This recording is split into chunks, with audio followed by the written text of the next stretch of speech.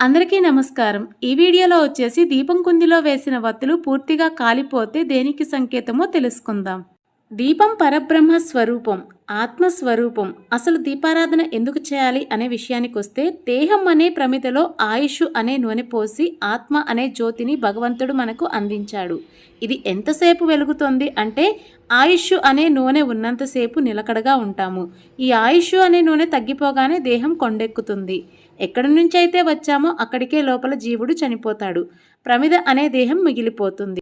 ఇదే దీపారాధన వెనుక ఉన్న అంతరార్థం. ఇక వత్తులు పూర్తిగా ఆహుతైపోతే ఏమవుతుందని గాబరా పడాల్సిన అవసరం లేదు. ఇది శుభ సంకేతం. దీనివల్ల మన ఇంట్లో అంతా మంచి జరుగుతుంది, పాజిటివ్ ఎనర్జీ ఉంటుంది, ఎటువంటి చెడు జరగదు.